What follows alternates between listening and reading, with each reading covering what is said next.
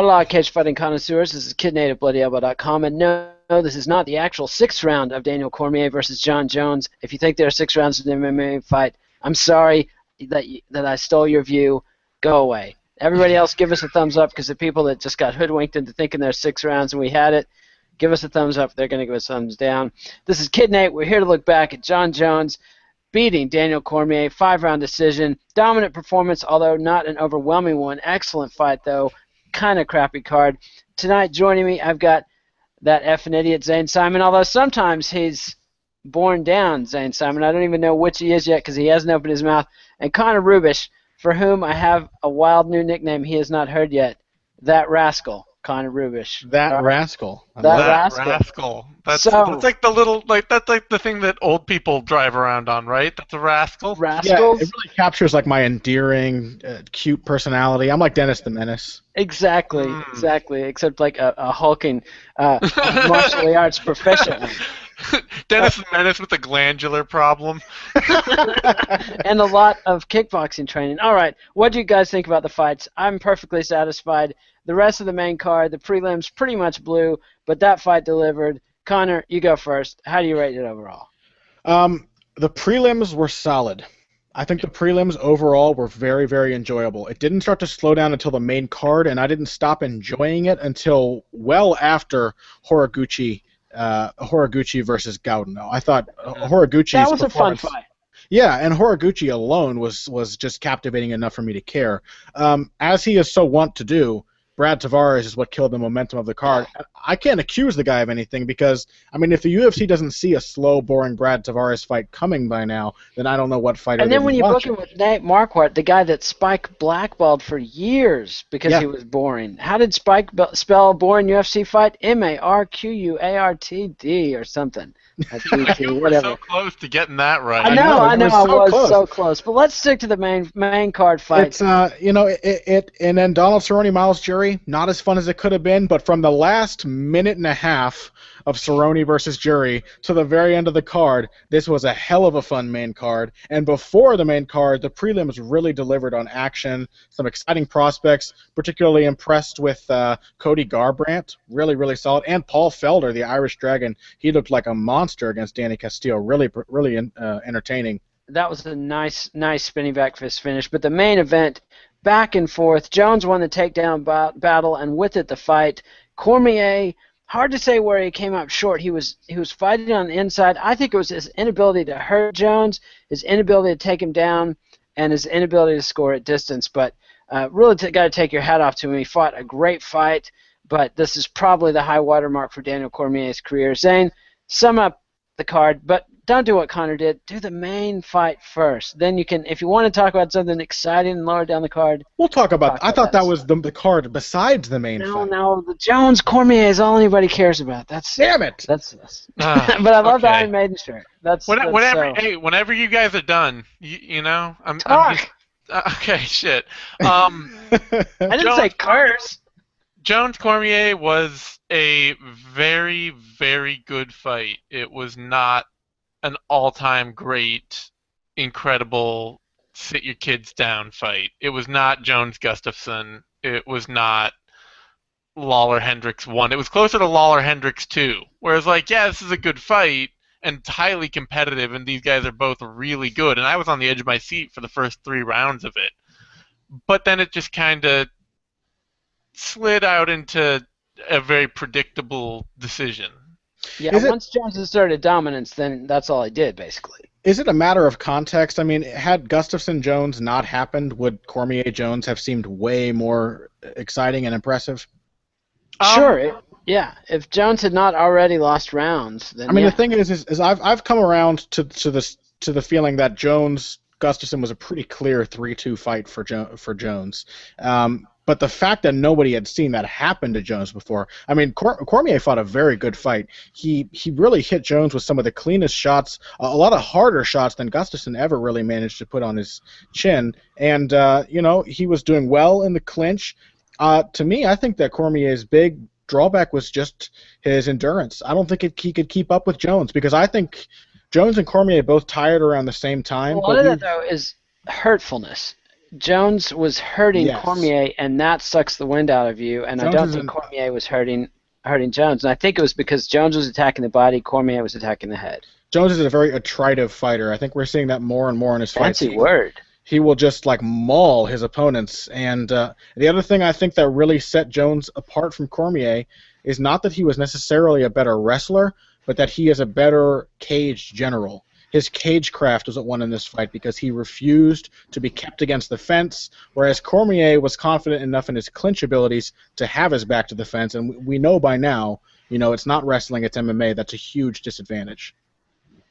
Yeah, I mean, Absolutely. I don't think that Cormier was.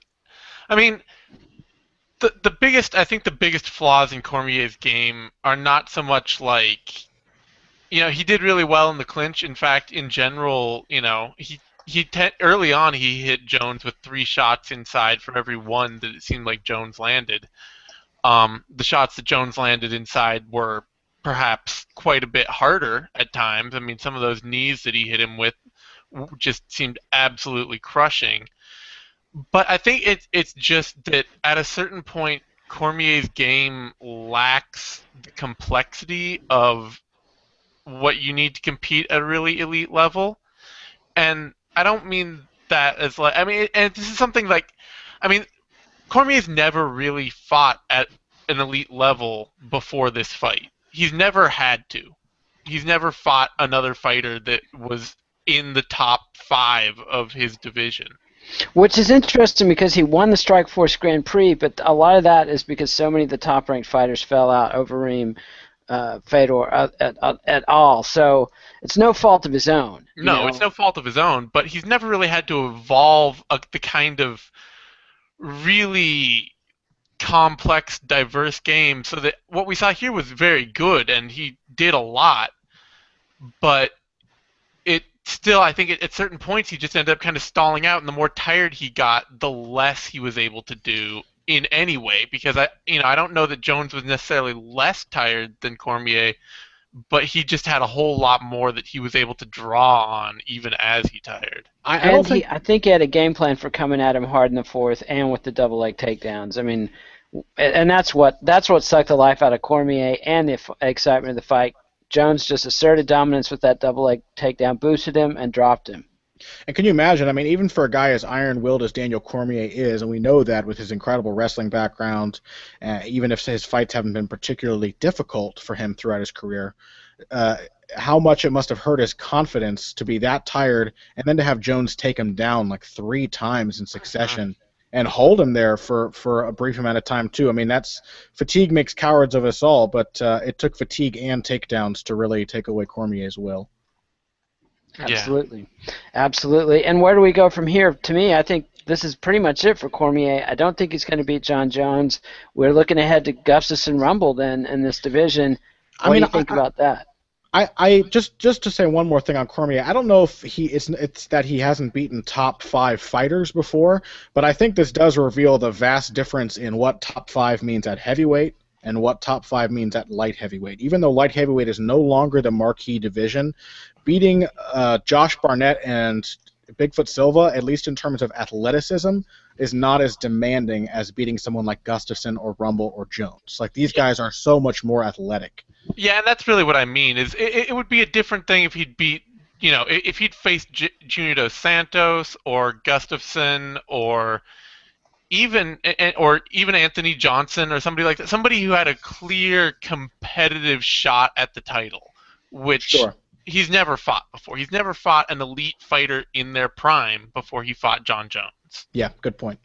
It's absolutely true. And so, how do you see the Rumble Gustafsson fight going? I initially was swaying towards Anthony Johnson, but lately I've been coming around to the Gustafsson side of things. I think that Gustafsson has such a big advantage in volume, and I think that in cases like this where you have the guy who hits hard and has good timing, the guy who throws more wins less. And Gustafsson cannot match Rumble for power, but his movement and his volume, I think, will give Rumble a lot of problems. And also, I mean, I think Gustafsson may have one of the best chins in all of MMA. The man can take a shot like nobody else on earth. So I'm going with Gustafsson in that one. Absolutely. Yeah, it's going to be tough because I think you have to pick it to go to a decision, at which point you're picking a very tough fight. I don't think that this is the end of the road for Cormier in terms of title contention, though. Light heavyweight is super thin, and while he's not a young man, he's not really deep into his career at this point. I mean, he's only been fighting for let's see, when did he start? Since 2009. So he's been fighting for 5 years now, and he's still got another 4 If you're years. Cormier and his coaching team, do you walk away from this fight saying, "Here's what we do differently, and next time we beat John Jones"? Yeah. And I think one of those adjustments would have to be emotional investment too. I think, despite the fact that both guys were so tied mentally into this fight, had so much weighing on them going into it, it was Cormier who was the one who let Jones get to him.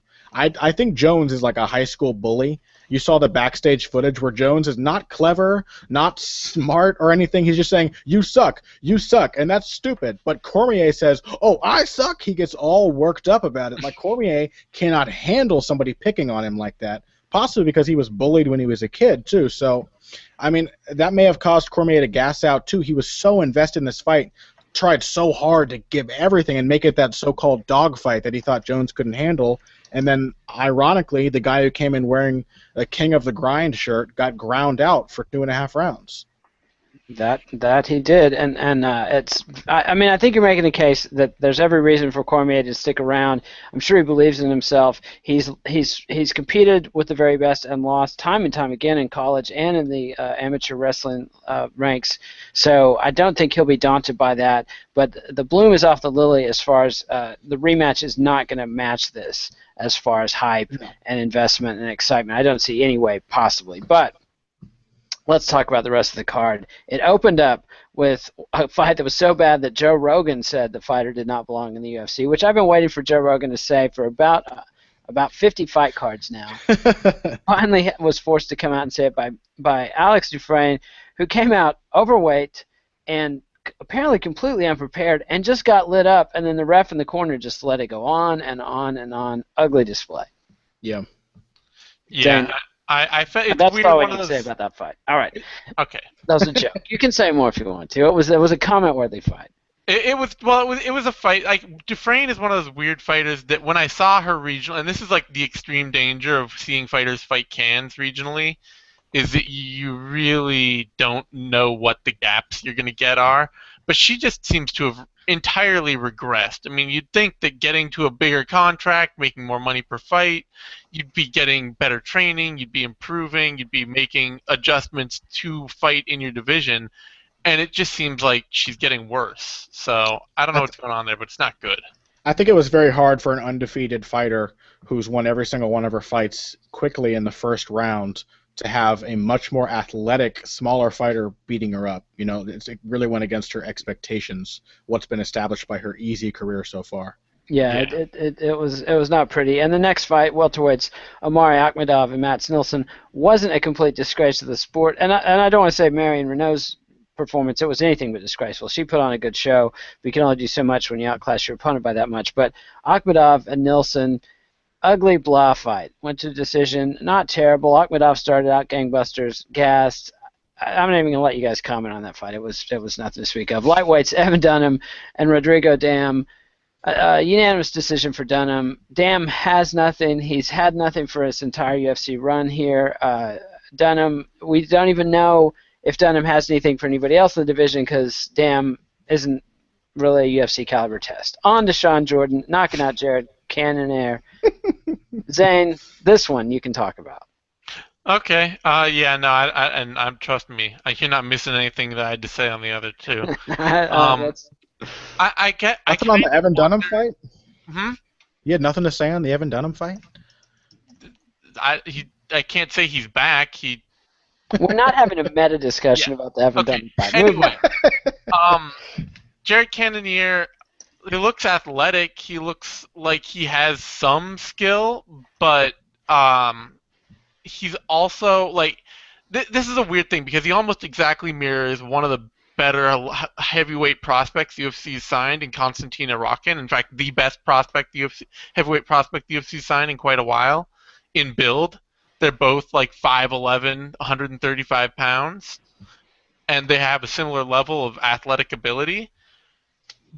But Cannonier is showing that when you don't have a massive technical skill level to go with that, like I'm seriously wondering whether or not he should fight at heavyweight. He may, like, if he dropped to light heavyweight, he might be really well suited there because he at 5'11", 135, he's really small, and 235.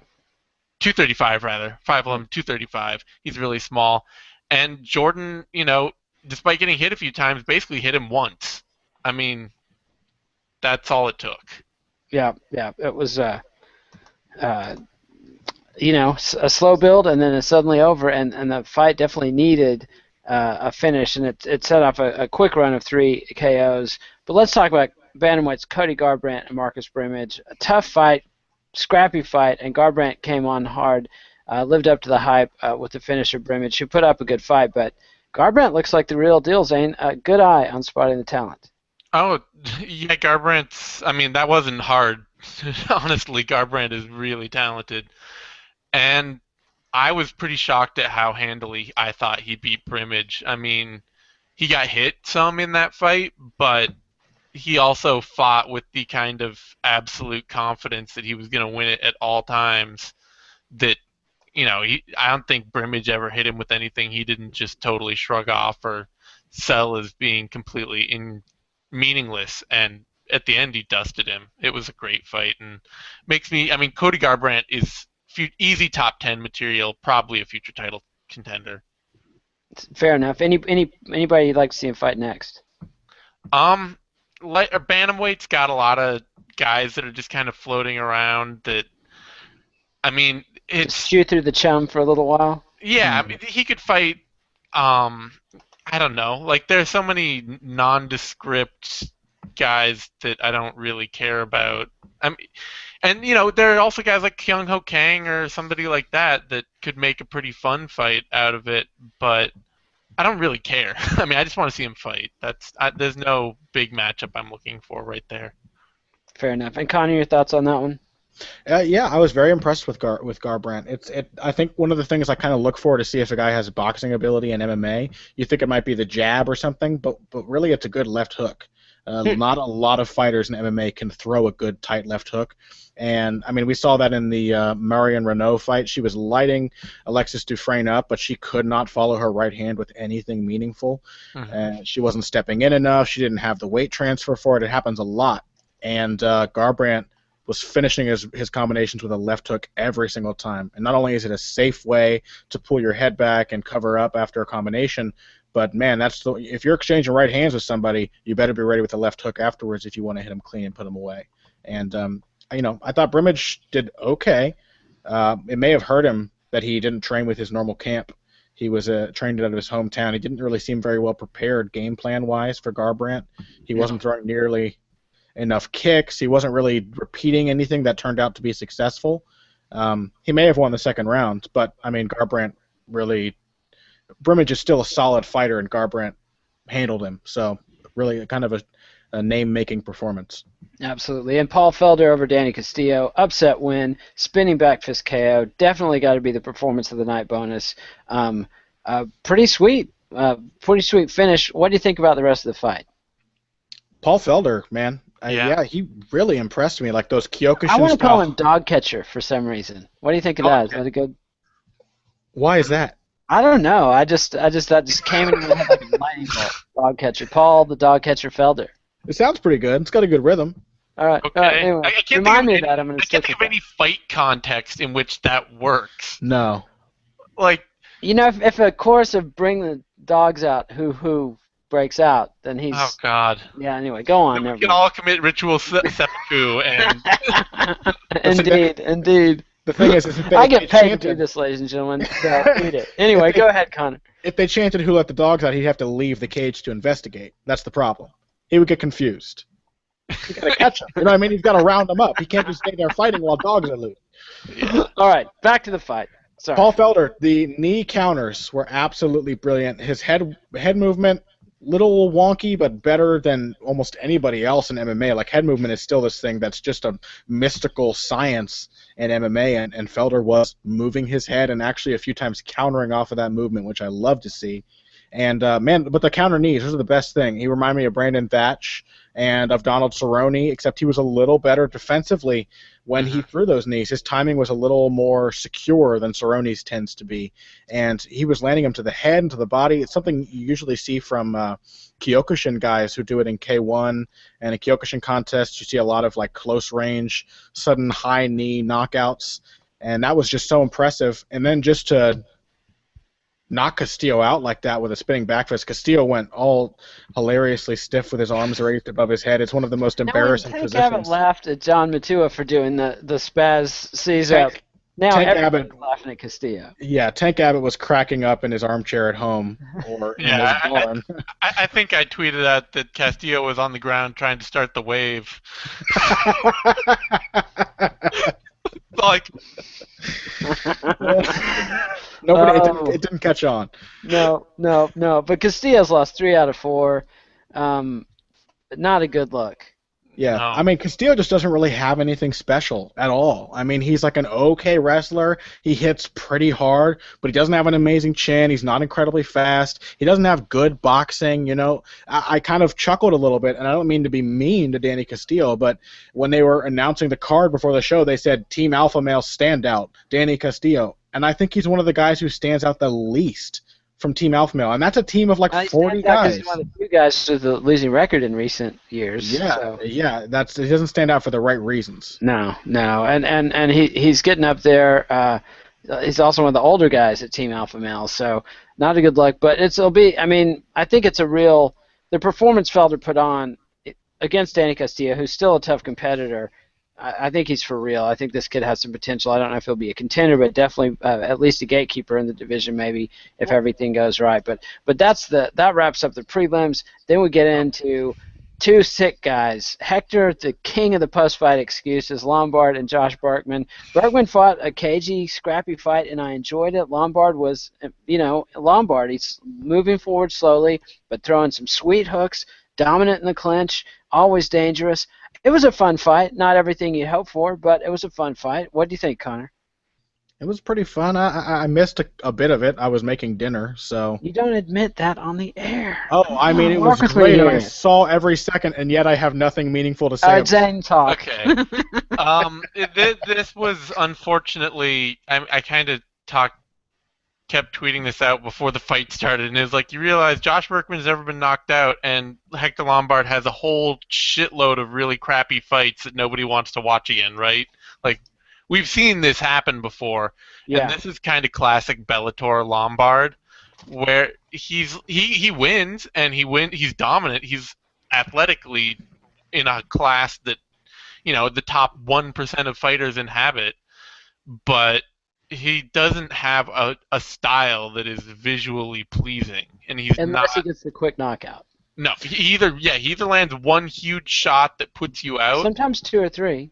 Sometimes 2 or 3, but he's not a volume striker, and he's foot slow. He's incredibly foot slow. Foot lazy. He's not foot slow. You just get the feeling. He runs like Gimli.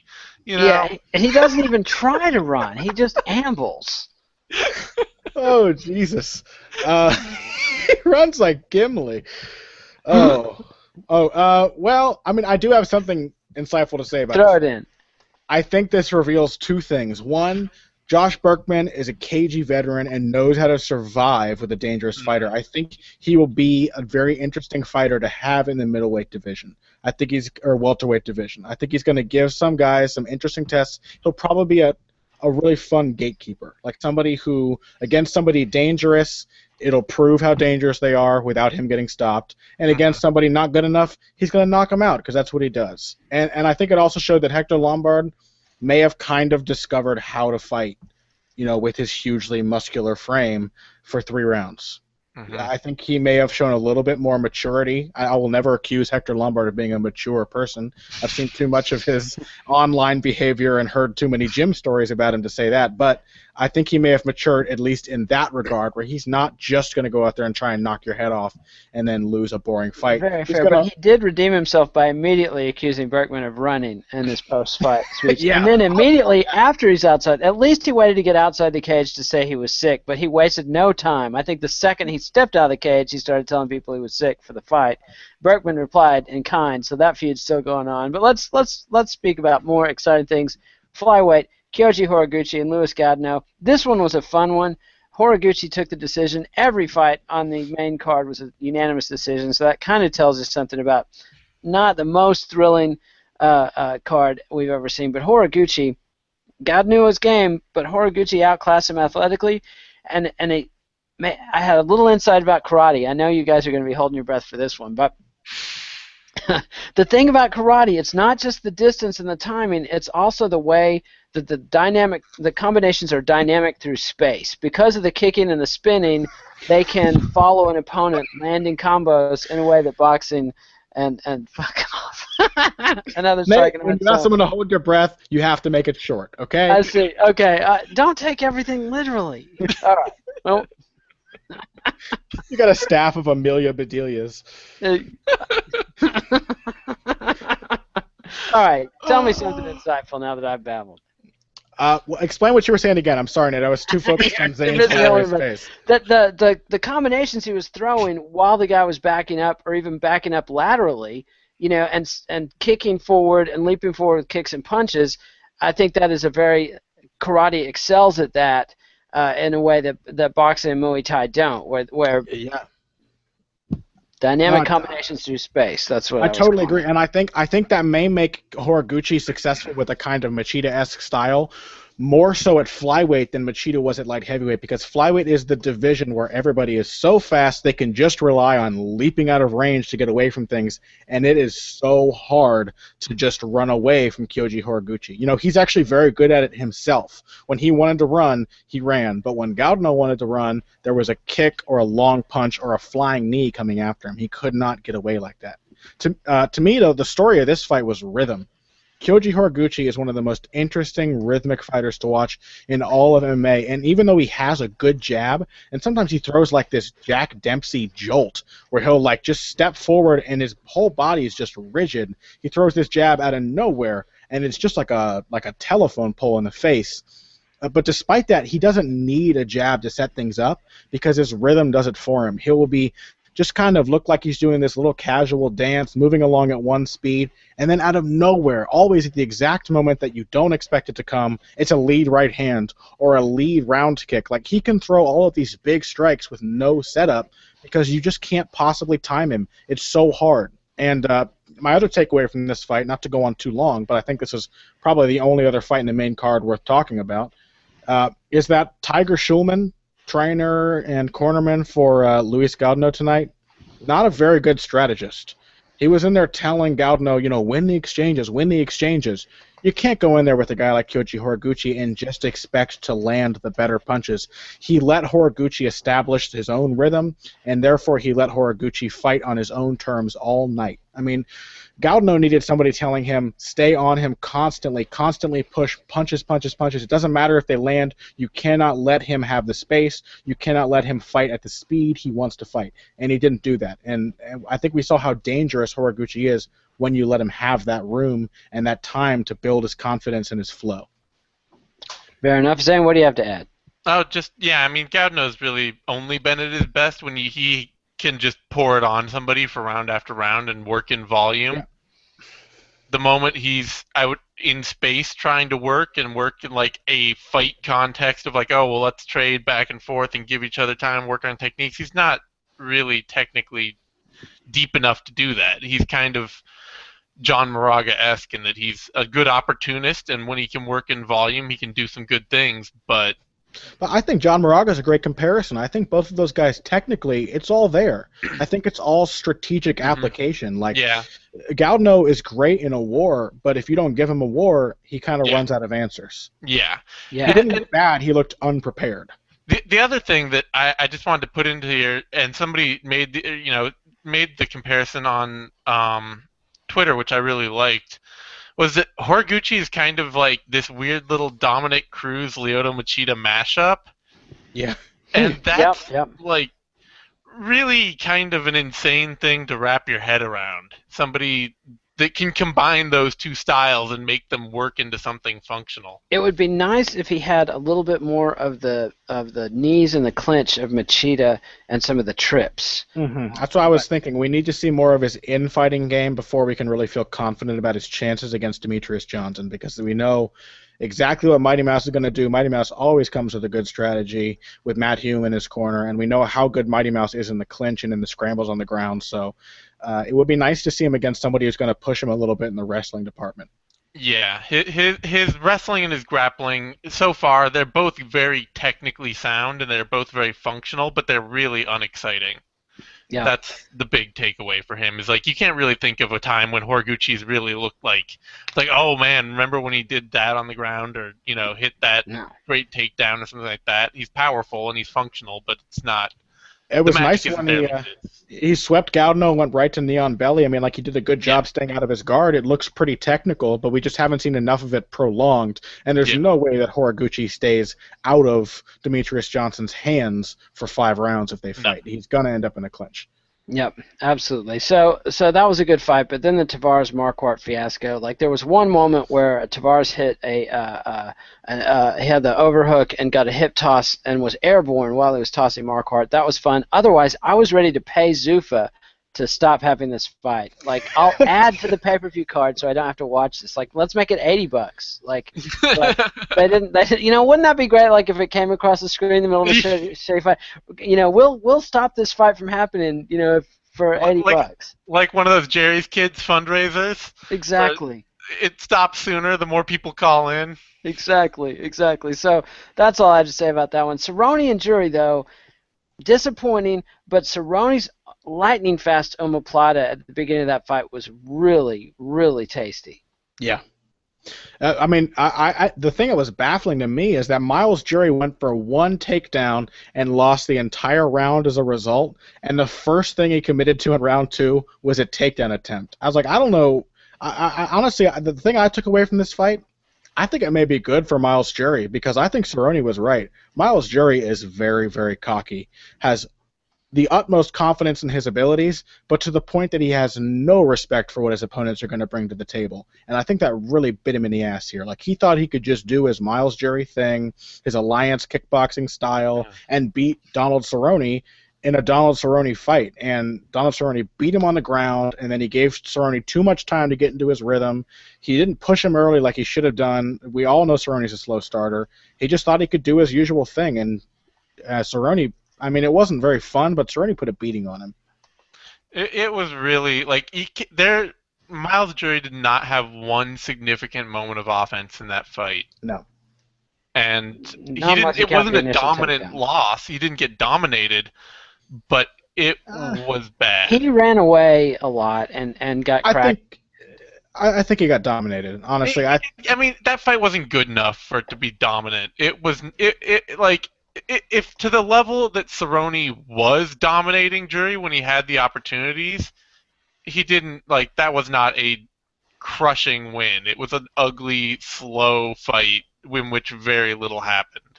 Yeah, I mean, if we're shaking hands, that's not a very meaningful display, but if you don't squeeze at all, I'm still dominating you. You know what I mean? It wasn't competitive enough not to be domination. I think Miles Jury has, this natural counterpuncher's mentality. He's just got the temperament of a counterpuncher, but sometimes he forgets to counterpunch. He was all defense. Meanwhile, Cerrone is just this mental bully. He's just confidently, nonchalantly walking out of stance, hands down, just walking at Miles Jury, and Jury couldn't do anything but back away. He was so frightened of this badass veteran that is Donald Cerrone, and Cerrone was it was like a dad beating up his kid for getting mouthy. You know what I mean? He was teaching him a lesson. I wouldn't know anything about that, but let's go on. Skipping right over that analogy. I'm just saying, it looked like a dad beating up his son. It looked like the kid thinks he can take front yard football game kind of way.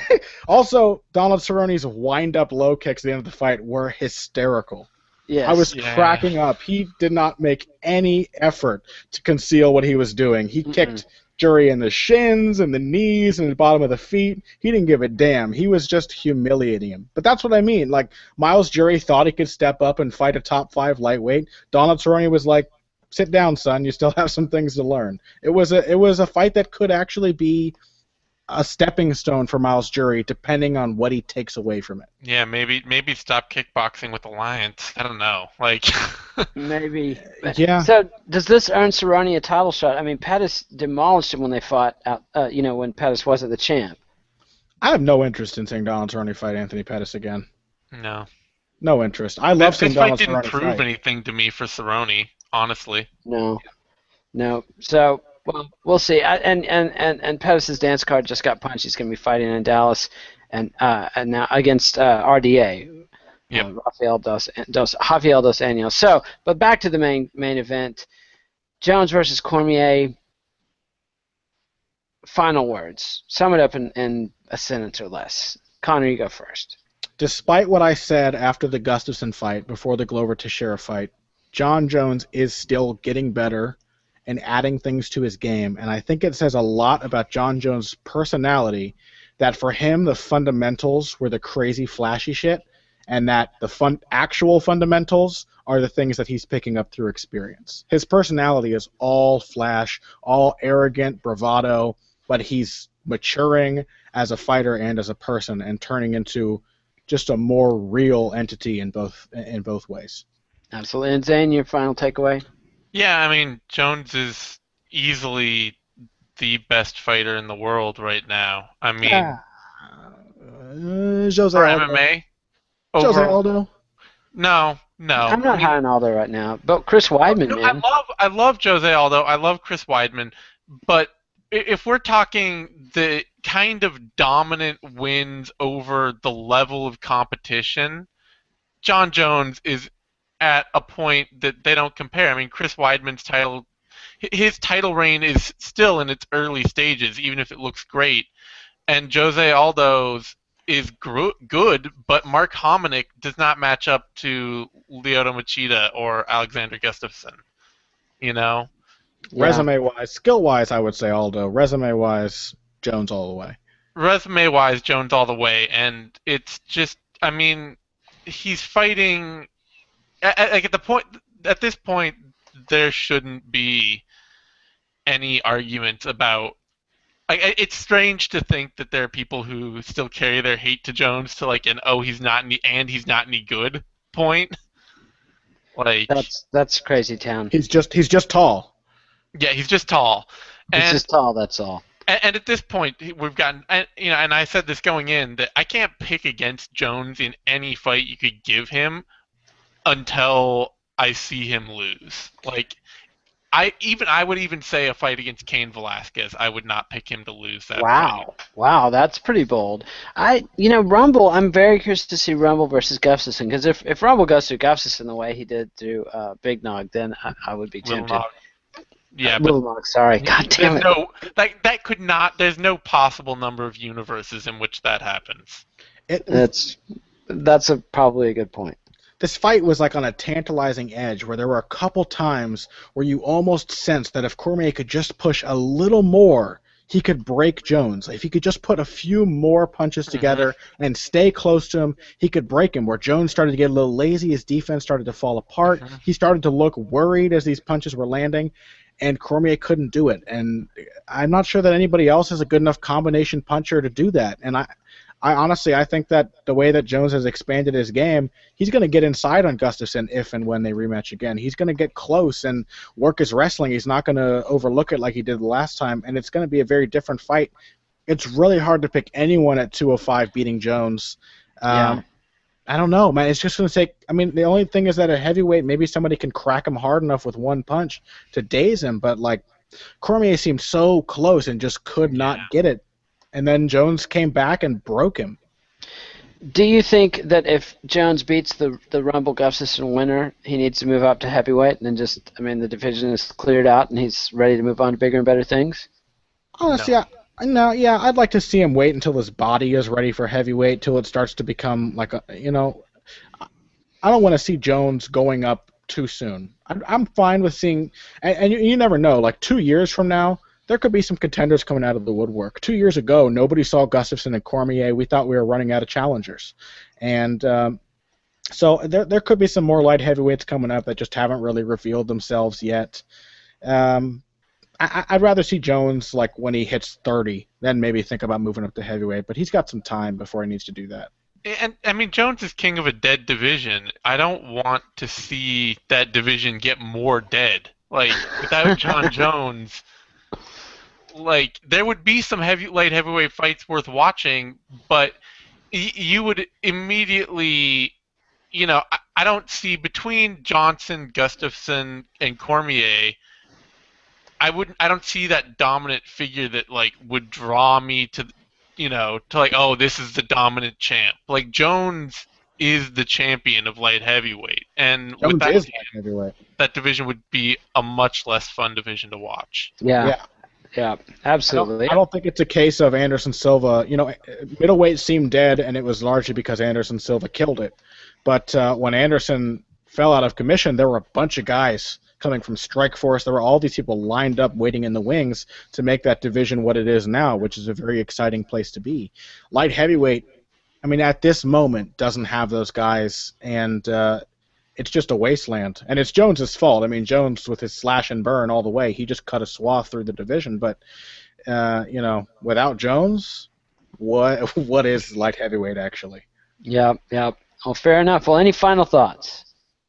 It was a good, like, the last fight was good, but I would say that this card is probably going to have disappointed anyone who was excited for this fight and nothing else on the card. Yeah, and here's my final thought. The UFC does not give a damn about giving you a good experience in the moment. All they care about is selling future shows, because here's what I noticed. We got 10 or 15 minutes of Conor McGregor interview and a massive Conor McGregor promo, which, by the way, didn't feature anything on Dennis Seaver. No, why would it? and then for the main event, what did we get from Jones and Cormier? We got like a pre-recorded promo. Did we even get an interview for either of those guys? Nope. We hardly even saw them in their locker rooms. Right. So what is that? How are you? You should be building this up and up and up. So even if the fights are slow, like, you just cannot wait for this main event to happen. You remember it being amazing. The UFC doesn't seem to have any thought process for return business. They're always about selling the next thing, which is why UFC shows are just loaded with UFC advertisements all the time. You go to a live UFC show, you are bombarded with loud promos for future events. It's the only moment they use the multimedia capabilities in the arena to enhance your experience is the Who song preview. You know, right before it starts, the thing that they don't show on the air. When is it Baba O'Reilly or whatever one of those ancient old fucking songs is, and they it's great. It's a great promo. But that's it. You know, and I think that's a great point. And I was also thinking, like, here's a card. You know, they struggled. They failed in 2014 to get people's attention. Casual fans did not tune into a major UFC event really in numbers all year long. They have a fight that's going to get that kind of attention, judging by the web traffic. Huge interest. I don't know if that translates into pay-per-view sales. Sometimes there's a function of events people don't want to pay for that draws a lot of online interest because people want to find out what's happening. But you have that opportunity, and you put blatant crap, like Nate Marquardt versus Brad Tavares on there. That was not a fight of any significance. That was not a fight anyone was pumped about. Those were not two guys on a hot streak. And you put it there on the air, and you know, when you looked at the card in advance, you're like, oh, Hector Lombard, that ought to be an exciting opener. And then, you know, Horiguchi's a hot up-and-comer, and then they'll just sneak past Marquardt and Tavares. But the thing is, you put that fight on the card, you're not sneaking past it. You're there for 15 minutes, man. It's like playing Candyland with your kid. You're there. It's not something you're just like sort of, you know, just blitzing through. You're there, and it's happening for a long time. So. Well, and it's one of those fights that makes all the fights around it worse by association. Yeah, it made everything else seem slower. Like, even in retrospect, it was like, was Horiguchi versus Gaudin fun? I don't remember anymore. Yeah, like, by the time we got to the end of Cerrone Jury, I was like, this card is really sucky. Like, people were trying to convince me that Jury Cerrone was a fun fight, and I was like, it was the second most fun fight on this card, this main card, which has so far sucked. Yeah.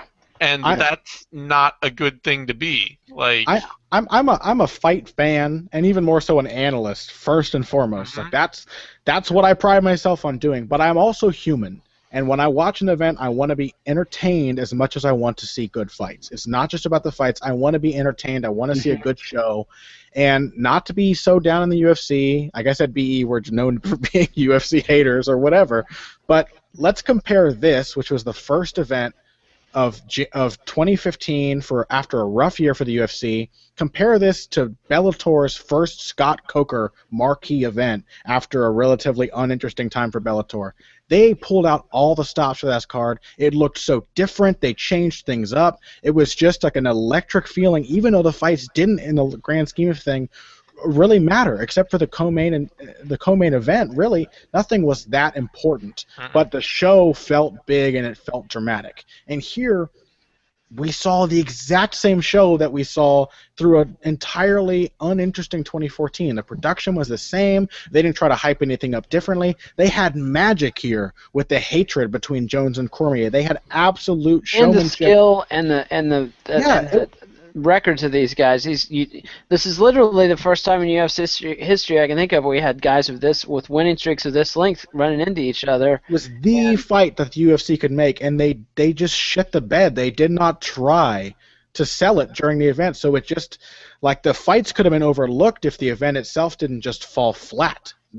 They give you so little, Well, but it is what it is. Go ahead, Zane. Now, I was just going to say, I mean, and you can see the absolute limit to this wiggle room, too. If you look at Aldo Mendez 2, which was basically the exact same card, almost entirely. And that card was saved by how great that main event was.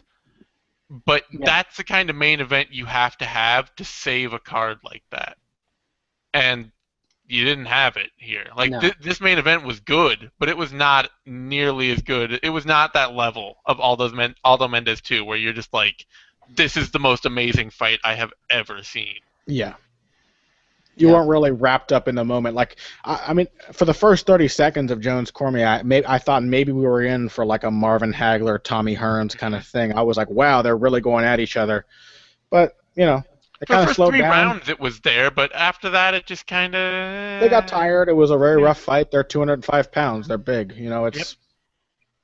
It was a good fight, but it was not an amazing all-time great fight. It was a very solid fight, and it was one of Jones's better title fights in terms of entertainment value, I think. I think it was... it was fun. It was just good enough to save the product as a whole and make you look at the card and say, you know what, it was still worth it. Yeah, and now they're raising the prices, so man, I can't wait to pay more for the next one. I don't think anybody is saying that. No, and I just think the UFC could have done so much more with like the insane hype that Jones and Cormier had building between them. It's like they had the freshest tomatoes and the fresh onions and everything, and they just under-seasoned the sauce. They could have done more. They didn't enhance the flavors they had. They were busy watering it down so they could charge you more for more sauce. I mean, it's just. Anyway, but that's enough. We're bitching about a pretty good fight card. So yeah, it was fun. Prelims were great.